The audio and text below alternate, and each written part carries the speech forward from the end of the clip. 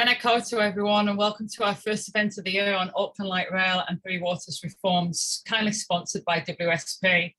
My name is Claire Edmondson and I'm the CEO at Infrastructure New Zealand, and we're grateful to have Tommy Parker from the Auckland Light Rail team at Group and Marlon Bridge from the Three Waters Transition Unit, along with Sean Myers from WSP to facilitate the session this afternoon. We will hear about how the projects are progressing, what the timelines are and what we can expect, and I encourage you to use the Q&A function and ask questions. I'm now going to pass over to Pete Wiles, Director of Transport at WSP, to introduce the speakers.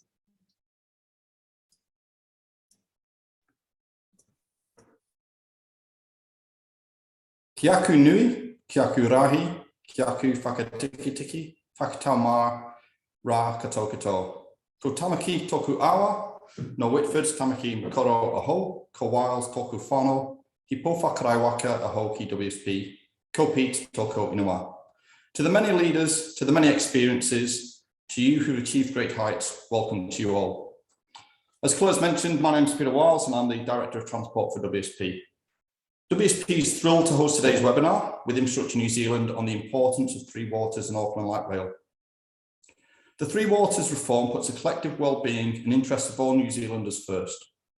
The reforms will also ensure for environmental outcomes, economic growth and job creation, housing and urban development, adaptations to the impacts of climate change, building resilience to natural hazards, and upholding iwi Māori rights and interests relating to water services. It's my pleasure to introduce Marlon Bridge, the Deputy Chief Executive at Watercare. Marlon lives in Tamaki Makaurau, but is currently spending a lot of time in Wanganui, Atara with the Three Waters transition. He's married to Samantha and has 3 children. Marlon first joined the water industry as CFO in 2006, when Manukau Water Limited was created as the CCO of Manukau City Council. He was also involved in the amalgamation of the Super City in 2010 as one of the 3 key leads that set up the Watercare we all know today. He's held various roles at Watercare, such as Chief Customer Officer, Chief Financial Officer, and currently Deputy Chief Executive on secondment to the Department of Internal Affairs. The current Three Waters programme is Marlon's 4th reform of sorts. Marlon's a strong advocate for the Three Waters reform and can see the benefits that regulation combined with scale will bring for all New Zealanders. When asked what does good look like for 80-year-old New Zealand's water infrastructure, he replied, "You can drink from the tap anywhere in New Zealand. And as a family, you can enjoy the rivers and oceans, whether it's for food or fun." Over to you, Marlon.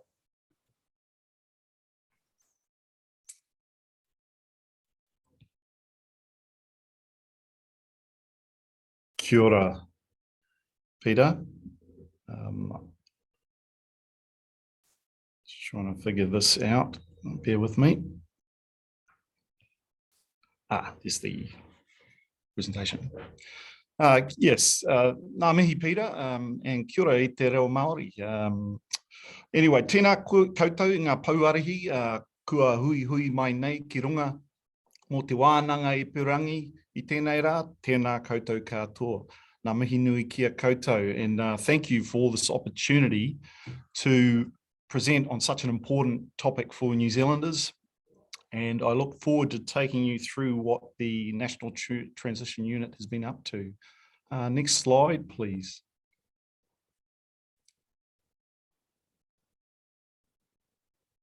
Last year, the government took a decision to proceed with reform for the water industry, more specifically to achieve these outcomes identified in this slide. The model being used is the creation of key regulators to oversee the 4 water service entities that are to be created. These entities will be 100% owned by local government, but will have joint iwi and local government oversight to enable greater access to funding, as well as hopefully greater transparency in the way stormwater, drinking water and wastewater services are delivered. Now you might be asking why 4? The theory is to allow the scale required to meet the many constraints and challenges as an industry we are facing, such as maintaining the health and well-being of all connected New Zealanders. In fact, not all New Zealanders currently enjoy safe drinking water every day. Our industry is also a contributor to poor environmental outcomes, and the changing expectations of New Zealanders will only put pressure on the industry to do better. In relation to growth and funding constraints, there are lots of opportunities here, and the need to build more housing is at the forefront of all of that, as well as being seen as an enabling industry. Maintaining affordability in the face of an escalating cost of living and service expectations is also a challenge. Not to mention supply chain constraints impacting our cost and our ability to deliver. And these are today's issues, let alone the need to address future issues such as water supply resilience and industry sustainability challenges that are on the horizon. And as such, many New Zealanders and their communities are facing, knowingly or unknowingly, unacceptable outcomes from their Three Waters services. The government's proposal is to seek to address 4 root causes that have contributed to the persistent and systematic problems. The first one being limited opportunities to achieve benefits of scale. The second being significant affordability challenges, the third being misaligned incentives for critical water infrastructure decisions, and fourth being the lack of effective oversight and stewardship for these 3 water sector entities. The reform also presents wider opportunities to improve outcomes. So next slide, please. In terms of what the role of the National Transition Unit is, we are the delivery arm for the Three Waters program being undertaken by the government via the DIA. The team is made up of local industry participants from many local authorities and a mix of consultants who are very familiar with the industry. Just in terms of the approach, look, in an ideal world, we would have developed the future state, and then we would have designed a model to achieve that, and then identified the people, process, and technologies required to achieve that future state.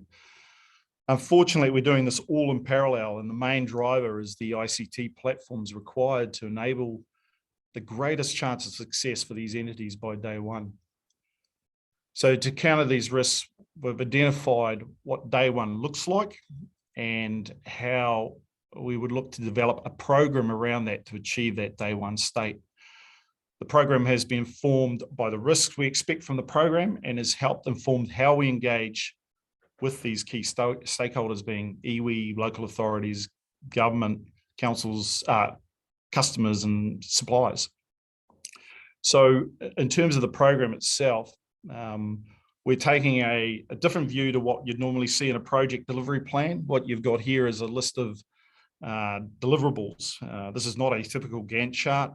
We're working on a as and when required in terms of information because we need to bring councils along with us on this, and they've said to us they're constrained by business as usual activities and allowing staff to participate fairly in this process.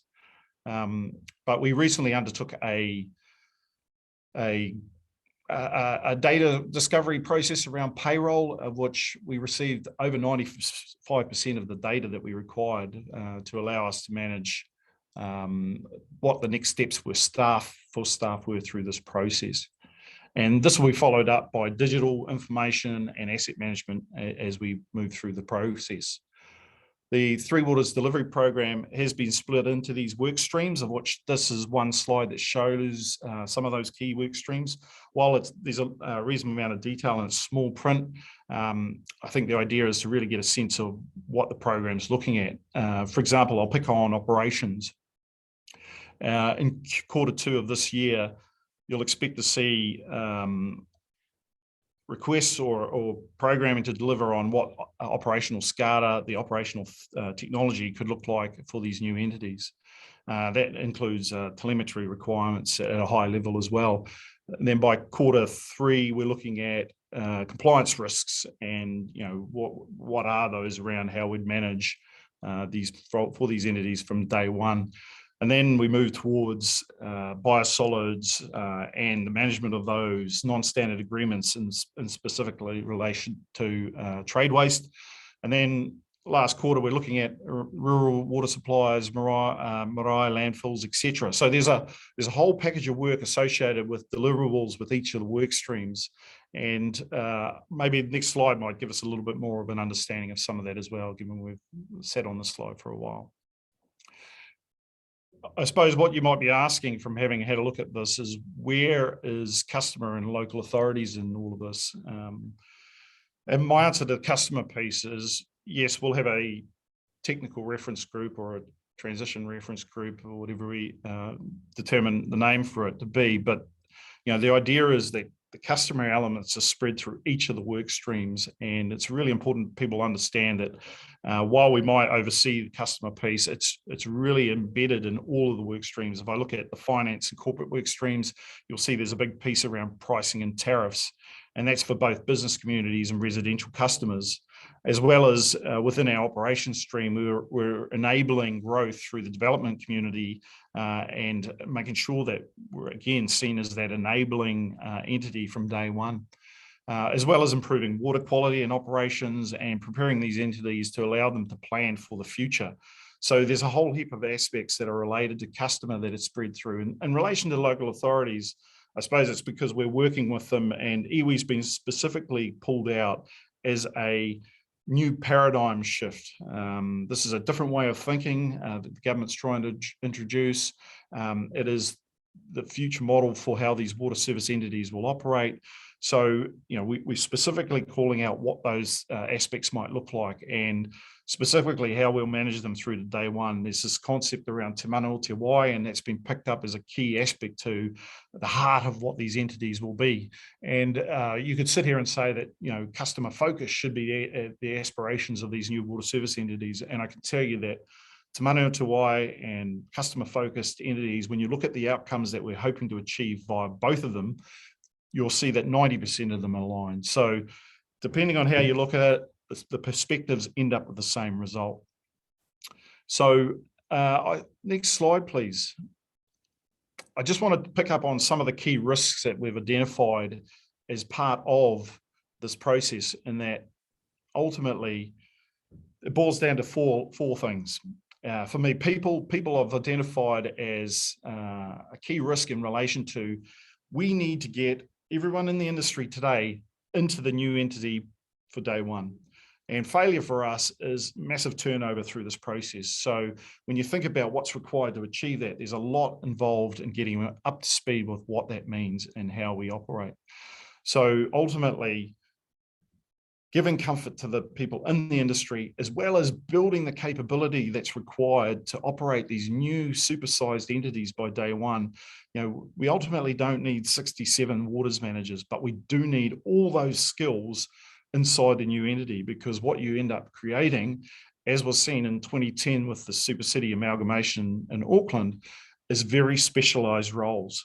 A waters manager inside an entity becomes a UV specialist inside the supersized organization, the new water service entities. So, and technically they end up getting paid more, and they have the opportunity to be specialists through that process. So managing that, giving people comfort and confidence that we've got a process that is transparent, open, and fully matches the expectations of individuals in the industry, as well as trying to build the capability, because we know we need more through this process, are all critical elements in terms of the risks that we're trying to deliver to.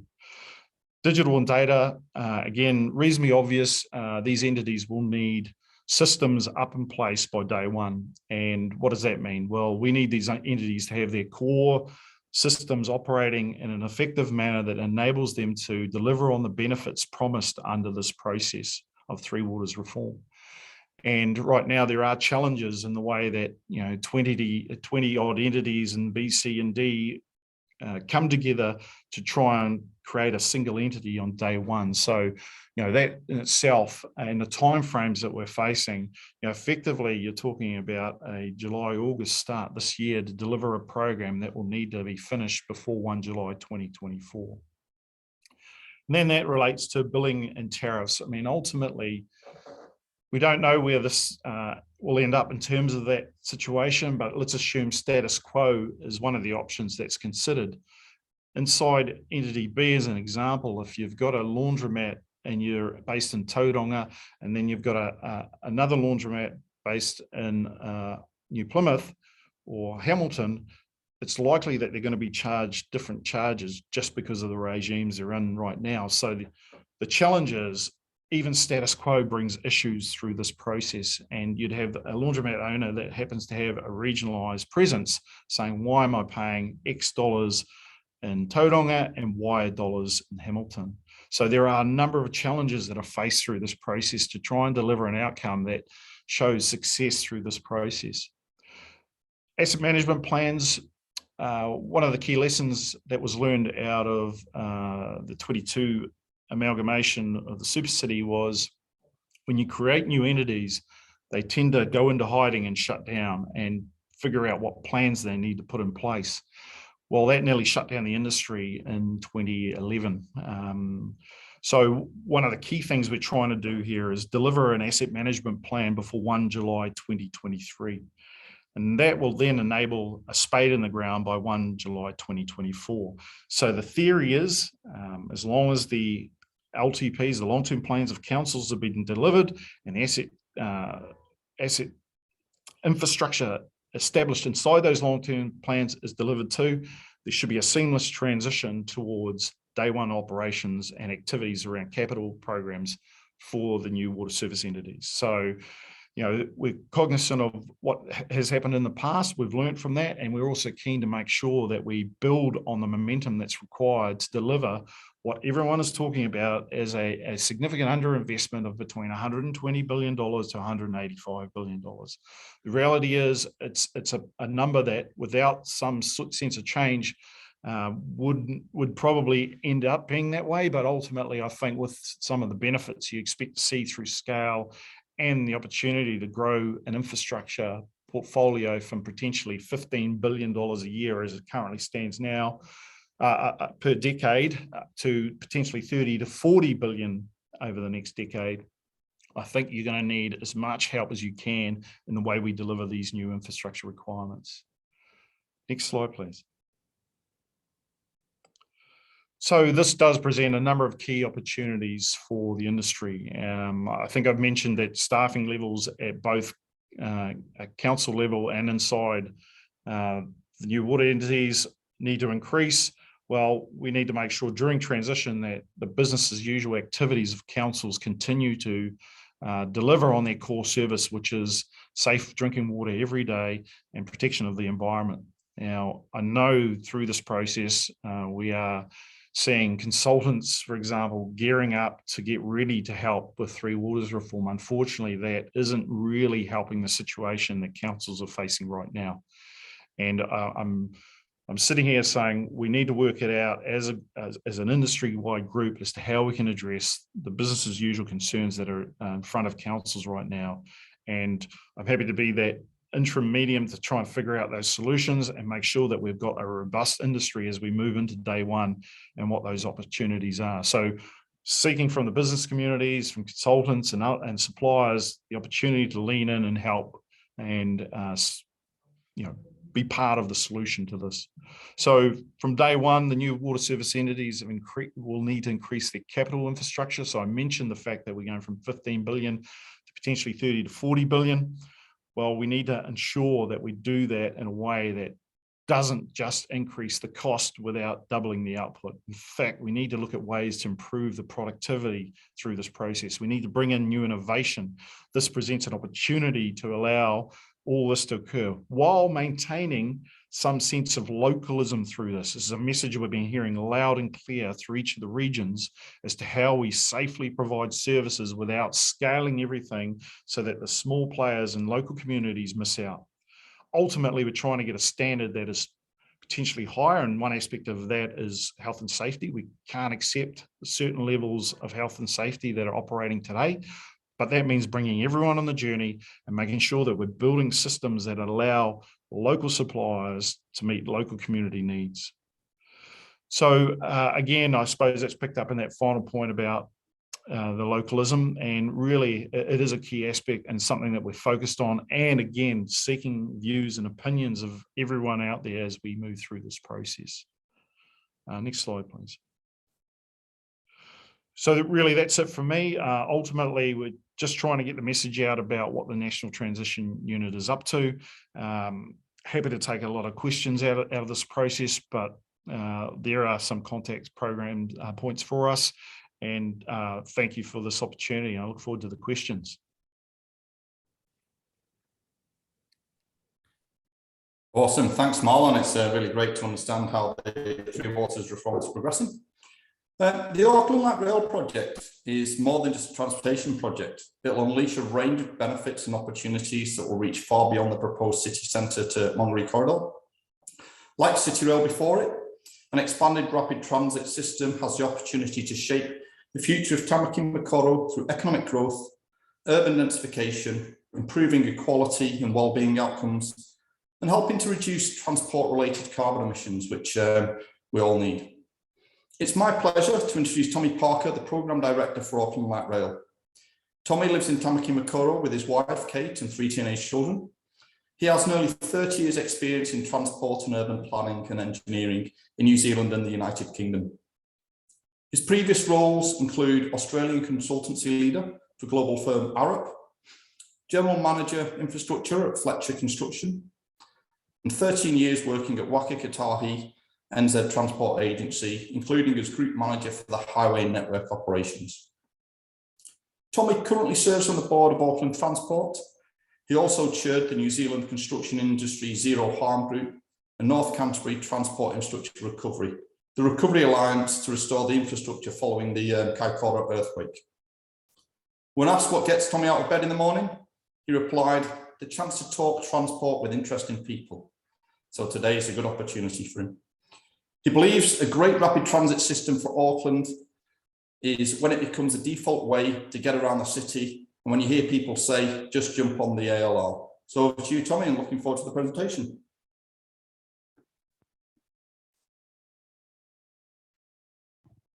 Thanks, Pete. Kia ora tātou, everyone. Good afternoon. Great pleasure to be having the conversation today. So I'll be running through a few slides quite quickly because I want to give plenty of time for active conversation afterwards. So we spoke with Infrastructure New Zealand back in September, and an awful lot has happened since then. So first of all, a little bit of an update. So the Auckland Light Rail Group, we came into being last May, and were tasked to do the indicative business case for the Auckland Light Rail City Centre to Monterey project, and basically redefine the problem definition and show that there was a business case to take forward. So the Auckland Light Rail Group, we're a collaboration of different entities. We're not an entity in ourselves at this stage, but we're made up with people seconded from those agencies that you can see on the, hopefully you can see on the slide in front of you. The cabinet paper from March last year set us up to do the indicative business case, but also to advise on delivery options. Importantly, as with Marlon's project you just heard about, set up a mana whenua partnership, and this is a partnership that is above and beyond what we've seen before, and setting high bar in terms of our interaction and co-ownership with mana whenua, and also to engage with stakeholders and communities to build a social license, which was something that was missing from schemes previous, and that we undertook through from May last year through to October. So go on to the next slide, please, Jen. So yeah, we worked through the indicative business case phase, and we submitted that case to our sponsors group, which was the sponsors being the Minister of Finance, the Minister of Transport, the Mayor and the Deputy Mayor, and that was progressed up to Cabinet in December of last year with the announcement made by ministers in January, and delighted to say it was a favourable announcement with a mandate to continue the project. So we're now progressing into the next phase, which is the pre-construction planning phase, and I will talk a little bit more about that as we go through.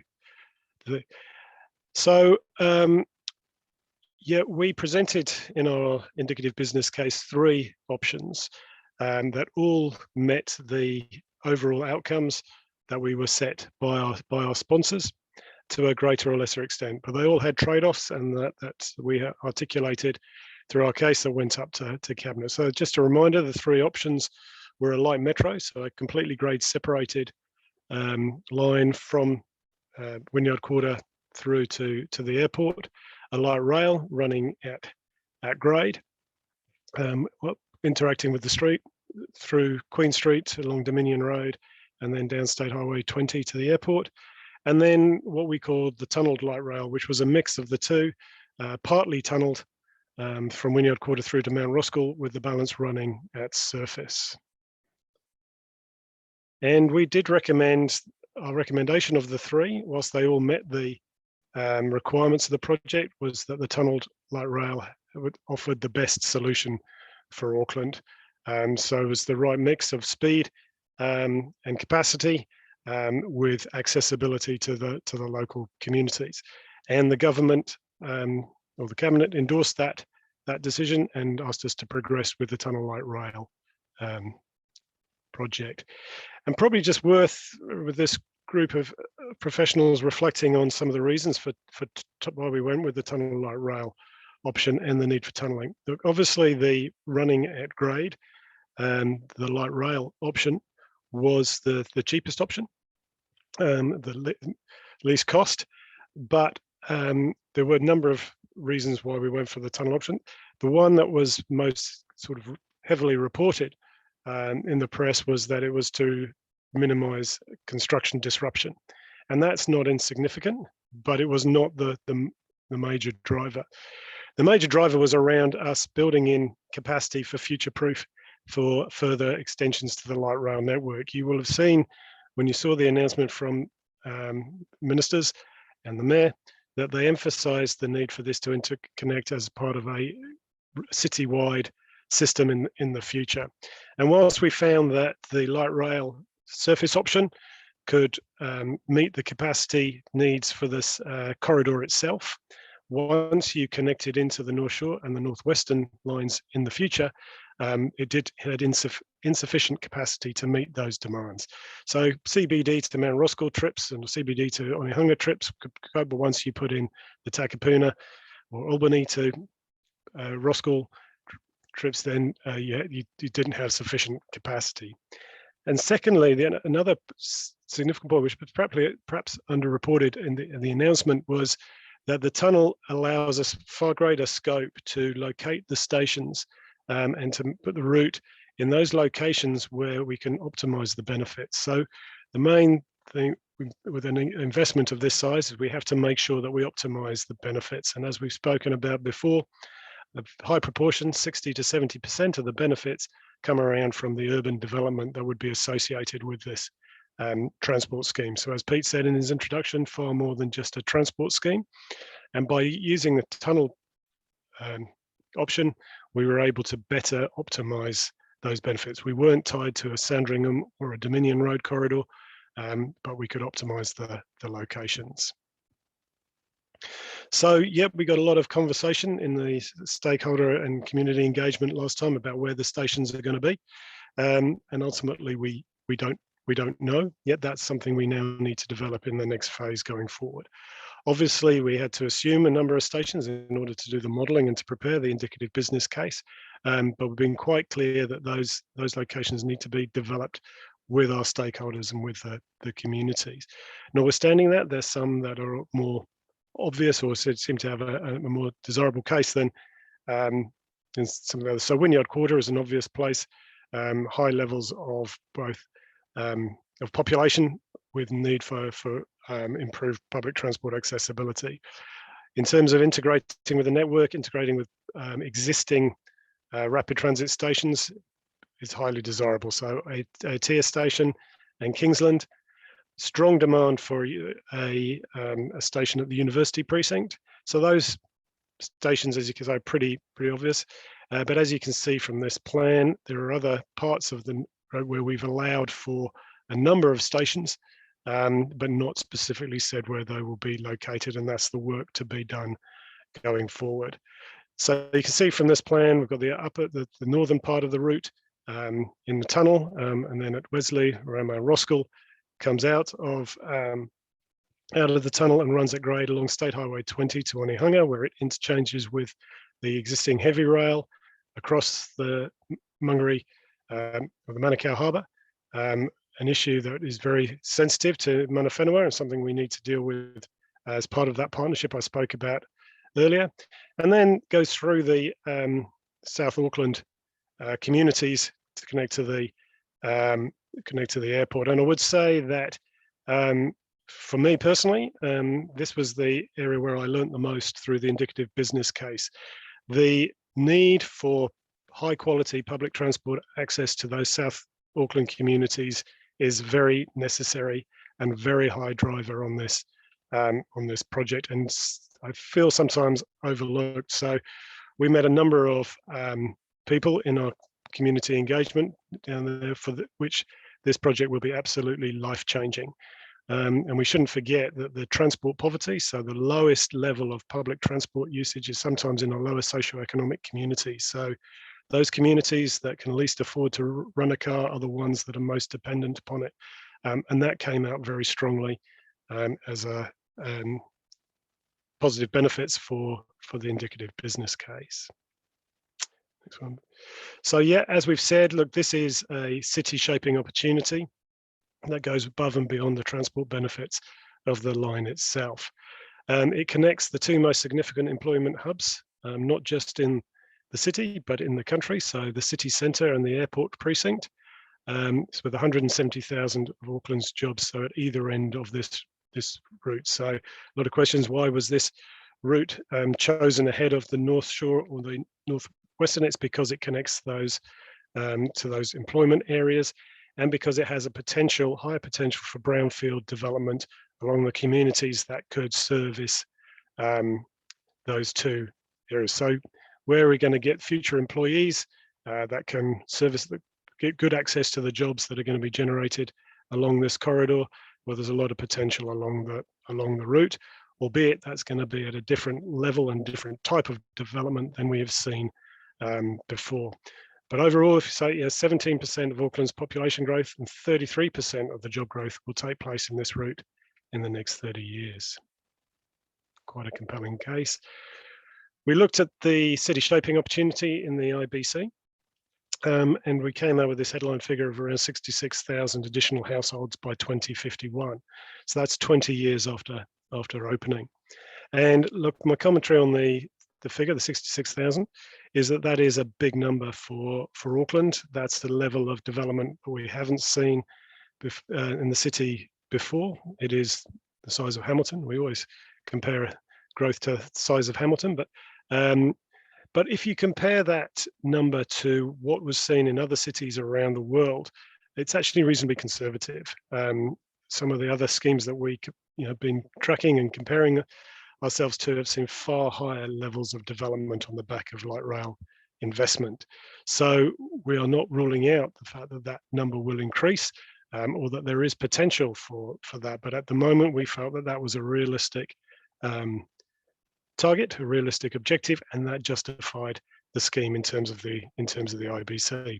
But we've got more work to do in that area. Thanks, Jen.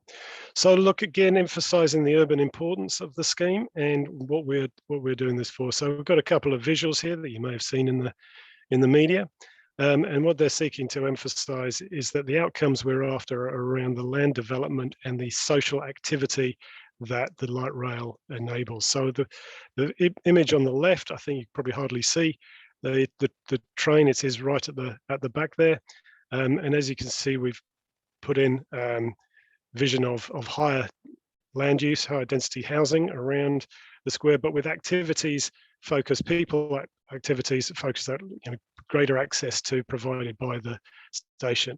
On the right, what an underground station would look like. You could probably only just about see the Auckland Light Rail station sign in the middle there. But again, how we develop the precincts and the areas around the stations is absolutely crucial to the outcome of this scheme, providing areas that are attractive, accessible by all modes to interact with the light rail and optimize the development potential is what we're into now.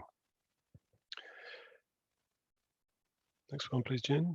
So yeah, look, again, just emphasizing the future rapid transit network and how we interact. This is being developed as a as a one network approach to, and we are working with colleagues who are currently looking at the Auckland Waitemata Harbour Crossing study to interact with that and bring those projects closer together, and looking at the longer, again, aim, as I say, of increasing the rapid transit, the light rail network, which is shown in red on this plan, which then fits with the green, which is the existing rail, and the blue, which is the rapid bus network, so that you can get to all corners of the city by the rapid transit network. I think I've covered that one, Jen. Yeah, construction disruption we heard loud and clear in our consultation last year. Very important to Aucklanders and to small business owners. Obviously, there's been a lot of media coverage around CRL with that regard. So we are looking to learn the lessons and to do a better job in terms of looking after the small businesses. That's both through a design and how we manage and design the project, but also the government has stated its intention to provide a comprehensive support package for businesses, which is good news. And then the final point from me is really around funding. The change, a lot of conversation in the media about how this is going to be paid for. It is huge numbers of dollars. So the preferred scheme, P50, we're talking about 14.6 billion. So it's significantly bigger than we saw at City Rail Link. And we've provided advice around a number of different tools that are in the toolkit that the government may wish to consider in terms of capturing the value. There was a little bit of talk in the media about, I think they called it the light rail tax, about a targeted rate that's going to hit ratepayers. A targeted rate was one option that was put into the advice, but I can assure you that no decision has been made. There's no favoured schemes, but the work going forward as to how we can capture some of the uplift in value to pay for part of the project is still underway. However, the majority of the funding is expected to come from the Crown, and the Crown is undertaking to make the major contribution, but still reserve the right to see if any other funding streams that might be able to assist. Sorry, there is just one more slide around the procurement. Sorry, Jen, if you just go back to the timeline, I'll just quickly on that. So where we're going now is we're going to procure professional services to bring in the team that we need to take the next stage of the project forward. So that's a detailed business case with a reference design, an urban master plan for the corridor that shows the urban form that's associated, consenting, property, and a delivery plan. We are targeting having that phase undertaken by mid-2024, and so that we could go to the construction market around about mid-24, early 25. That is a stretch target and will require a lot of hard work in order to meet that objective. So as I say, at the moment, going to the next slide, we are starting our procurement process where we're looking to get the engineering, planning and urban skill sets that we need to complement the unit and to deliver. We are working with the Harbour Crossing team to make sure we align because they're looking to go to the market as well, and we have started conversations with the industry, but we'll be looking to make our decisions on how we're procuring that by May this year. I think that's probably about it. I'm happy to take any questions. Thank you. Okay.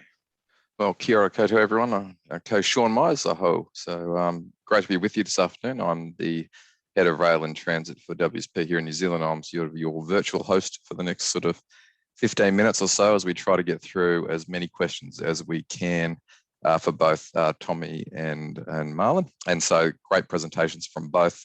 And yeah, it was really just great to hear how that's all going. So everyone will have seen the Q&A feature in your Zoom call here. And so now's the time to post your questions, although, we're 15 minutes, we're going to get through as many as we can. My advice would be that you upvote questions that you kind of like, because I will probably try to favour favour those that have sort of got a lot of interest. We're not going to get through them all, and I'll talk to Infrastructure New Zealand after this about how do we, some of those. I've read a lot of the questions that have come through, and thanks for those so far. And it's there's plenty there, and it would be great. I'm sure if we can't get to the questions here, it'd be great to find a way to get them answered in any case. So they'll push them through to the right place. So look, to kick things off, just as a bit of a warm up, perhaps I'll push this one to Marlon first. It's probably not escaped your attention, Marlon, that if you move around the country, not everyone's in favour of Three Waters reform. There's a lot of banners and signs up around the place that indicating not quite on board yet. So I guess the question and your presentation, I guess, focused on the significant challenges of operationalising the reform. But I guess the other side of this, of course, is hearts and minds. And I was wondering, if you could just comment for a couple of seconds on sort of your thoughts on how do you bring all of New Zealand on board this particular reform? Yeah, look, that's a great question. Look, the reality is, rightly or wrongly, it's being used as political fodder by all parties. And the National Transition Unit's role is to really stay apolitical to delivering an outcome that will see a better delivery of water and wastewater services than what New Zealand is currently experiencing today. So I think the question that was posed to me at the beginning, which talked about, how will people see these outcomes, is the reality is, if we do our job successfully over the next 10 years, you'll be seeing fully compliant plants delivering fully compliant outputs to the environment, which will see, a situation where this uniquely clean, green New Zealand may actually become a reality in the future, because it's not quite there right now. And I think, while there is a lot of misinformation out there, I think the facts will eventually come through. And is it part of our role to make sure those facts are known? Well, there is a communications aspect that's been attempted, and it was done reasonably poorly. And even I'd admit that, but not having, but the fact is we need to make sure that whatever messages are said going forward, they're committed to what we're trying to deliver as outcomes for this project. So I can only show you what those deliverables look like, and then I can only point towards what messages need to counter that to make sure these entities have got the greatest chance of success from day one. Yeah, got it. And so, let's just get the political stuff out of the way right now so we can get into some more interesting things. Man, so Tommy, across to you, there's a few questions in the Q&A which really sort of asking the question around the politics and sort of does the scheme survive beyond the next election? And maybe let's just address that first, and then we'll get on to some of the other things. Yeah, look, a bit like Marlon, and we're always going to be subject to, political commentary, and that's the right thing. Then this scheme project is likely to go through several governments. It won't just be the next one, it'll be the one after that, and possibly the one after that. So, yeah, building a, bipartisan consensus would be great. But I'd echo what Marlon says. It's up to us to identify and communicate the benefits and communicate the reasons. And make sure that is to all constituent parts of the community. And I think we've heard the voice of some parts of the communities, but not all. I'm interested in the construction industry, the development industry. So when we get this right, this will be a huge boost to the economy, and so getting those voices and understanding, where the benefits really lie for this will be really important in informing the political debate. But ultimately, politicians make their own calls as to what they back. But we'll do our best to make sure that the arguments are well articulated. Yeah, it's a good one, Tommy. Thank you. So back to you, Marlon. And a topic that's running hot in the chat, in the Q&A rather, is sort of seen a lot of people upvoted, is really around capacity of the public sector to deliver Three Waters reform, and the funding also. So the question then is, what's the involvement then of the private sector in sort of funding and delivery of the reforms, given the scale and or the quanta of it? And did you have a sort of some commentary around how meaningful that involvement might be? I think with a particular focus on, it looks like on sort of the funding side of it as much as anything. You mean contributing to the funding or financing the? Yeah, the probably more. development? Yeah, well, yeah, you're probably right then. Yeah, call it financing. They can pay their bills. That'll be Got good. it. Yeah. Yeah. No, look, I think ultimately there's a huge role for private sector to play in this, and not just the financing aspects, right? You're talking about entities that potentially leverage today at 270%, moving to 600%. Already inside that, there are billions of dollars that will be required to fund the operations of these new entities. So where does that money come from? Ultimately, the best and most efficient way is potentially through the private sector. So, that also goes further to, the involvement of private sector in the capital programs. That's a huge aspect. If we talk about addressing the underinvestment that's taken place, and my comments around 15 billion going to 30 to 40 billion, well, currently the private sector delivers 95% of that capital program. Currently, the private sector delivers 2/3 of that operational program. So, there's a huge role, because as we move to these new regimes under what these new entities will be, I don't know where these resources are coming from without thinking directly or speaking with private sector on how we can improve the way we deliver services today. So it's going to require a lot of innovation. It's going to require ways to improve the productivity, make processes of managing each other a lot simpler. So all of the above, and all I'm saying right now is we're in feedback mode. So anyone who has any ideas around how this might work, our ears are on, and that's how we intend to stay for the next 2 years while we move towards day one. Awesome. So yeah, let's keep the button back the other direction, back to Tommy. So a question that's come up, there's a fair bit of support for, is, I guess, the sentiment around the claim that light rail is a low carbon option, and therefore, it should move forward on the basis that it takes us towards a low carbon future, and yet we're weighing it up with the carbon intensive nature of actually getting it in the ground in the first place. And so I guess the question is really around how do we properly account for that? And do you think we've that is the carbon intensive construction has been, considered well enough and communicated in terms of its full scale benefits? No, great question, Sean, and very, very topical. So of the three options that we put forward, it came down to over what sort of lifeline you're putting this across. So the segregated options had better carbon footprints over a longer period, but yes, they had higher embedded carbon. So during the construction phase, a lot higher. So it took a longer time to pay off that and get back to carbon neutral. So that was all in the IBC. I think going forward now we have to really understand how do we reduce that carbon in the construction period, how to reduce that.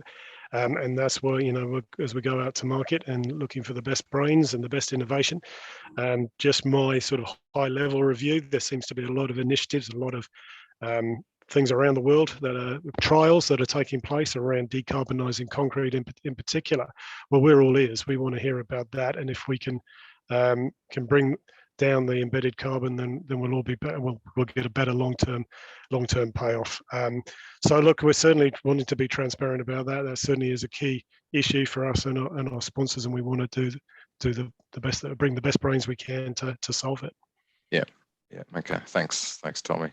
So back to you, Marlon, and something that's running hot here is really around the interaction of the water reforms with RMA reform. And I guess the question is, I'll just read it verbatim, is the National Transition Unit, what you're doing, involved in the RMA reform work, and therefore what risks are there for RMA reform to proceed without the input from the four water bodies who will undoubtedly become the key users of the new NBEA, and how are these risks being managed? Look, I don't think it is a huge risk, but I don't think that it's a risk in the context of that we're not working together to try and figure out how each other could coexist in these new environments, right? If you think about the huge amount of capital delivery that's required and potentially new treatment plants and water delivery systems, you're going to need to work closely with the RMA processes to make sure that we are able to build what's required to build the resilience in the networks that's needed. So are the National Transition Unit and RMA working together? Well, yes, through a policy level, through the Three Waters Reform Program. Is that impacted through delivery quite yet? Well, we've only been going for a couple of months effectively, so it's not really at our level in terms of delivery of the program, but we are waiting for the policies that have that will be delivered through the reform process. So yes is the answer, and there's a huge role for each party. And I would also then say that, look, it's really smart to have greater involvement of iwi through this process, right? The transparency that's required and some of these huge decisions that will be coming for New Zealanders to consider in the way we treat the environment and the way we provide water services. It's really important that all parties are fully informed and kept fully informed. So the objectives are there. The reality is, will we get them through this process? I'm reasonably confident. In fact, I'm very confident at this stage. Yeah.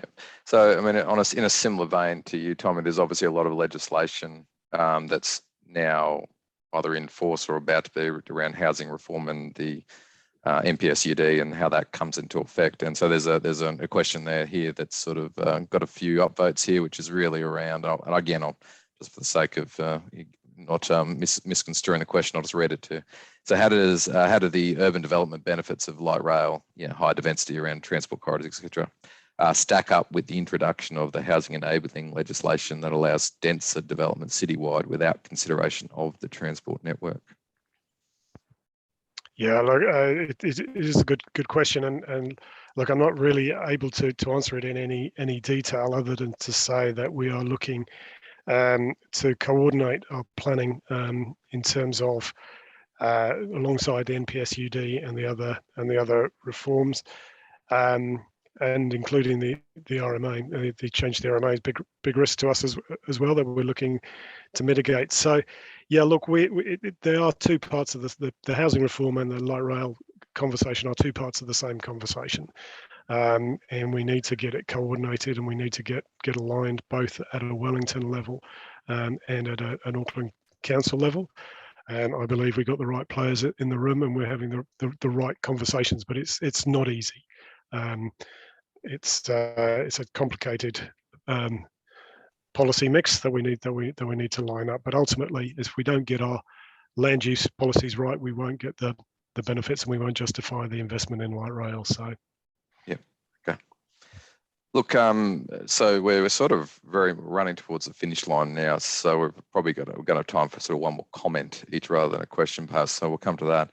And just acknowledge everyone. Thank you so much for the questions. There's far more questions than we've had a chance to get through. Like I said, I'm keen to make sure we get those questions sort of packaged up and distributed across to both units for consideration, and we'll have a chat about. I'm not sure how the answers to those can be surfaced, but as the two units sort of operate sort of differently. But I'm sure that both units would be keen to sort of take that feedback on board and provide answers where it can be. So we will do that. So apologies if your question didn't get answered, just time wouldn't allow. But just before we sort of move towards the very finished line, I was going to give both Tommy and Marlon just one more opportunity just to sort of, I guess, leave the assembled group here with your sort of final thoughts in terms of key messages to industry. I know we've sort of covered a little bit of this in the presentations, but if there was, the final opportunity to put your 2 cents in, sort of what message do you want to leave everybody on the call? And so maybe Marlon, will start with you, and then obviously Tommy. Yeah, look, in terms of the reforms themselves, I always focus on 2 key messages. One is around wellbeing and the quality of the water services that are being provided today. We need to improve the standard there. And, while amalgamation is being touted as one of the solutions to achieve that, the reality is, with the regulator in place and the scale that we're creating here, that should be the best opportunity to give it the greatest chance of success that we can think of as an option today, right? And then the other side of that is the enabling aspects, whether it's enabling affordable solutions to be created, enabling growth to occur, because no house gets built without water or wastewater infrastructure in place. All these enabling aspects that will come through, the ability of a national approach to water services cannot be underestimated. Brilliant. Thanks, Marlon. And Tommy, I guess you've got the last word. Thanks, Sean. Look, I just say, look, the word that still comes back to me is growth. And we live in one of the best cities in the world, so people want to come and live here, and the growth is going to continue. If you look back at the history of infrastructure planning in Auckland, we've always actually underestimated the level of growth, and this is an opportunity, I think, for us not to do that again, and really look at the opportunities that can come. With this project, we know there are a lot of problems, but I think if we get our collective brains together, we can solve those and get a really great outcome for those future residents of Auckland. So it's very exciting. It really is, and I know, and we know, Tommy, that once we get one of these things built, the second and the third and the fourth happen. We look at virtually every city of stage 2, stage 3, stage 4, and it's the first one's the hard one, right? So what we can do. All right, so I think we're almost perfectly on time. So Claire, going to hand over to you to wrap it all up.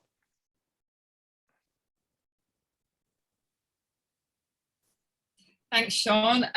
Yes, and we'll definitely get the questions worked through in some way and back out to our members. So thanks for that. I'm sure you'll agree that was a very interesting hour, and thanks again to our speakers, Tommy, Marlon, and to Sean and Pete at WSP for hosting the event. Before I go, I just wanted to mention that we have a number of events planned this year. So on the 6th of May, we're holding an event with Becca on sustainable infrastructure with the Deputy Prime Minister, Grant Robinson, and Dr. Alan Bollard. We also have a post-budget analysis event with Russell McVeigh in Wellington on the 20th of May, and our AGM and networking event is on the 15th of June in Auckland. And of course, Building Nations 2022 will be held at TSB Arena on the 22nd to the 23rd of November in Wellington. So it's going to be a big year, so I encourage you to keep your eyes out on our website for all our future events. Thanks a lot. Ngā mihi.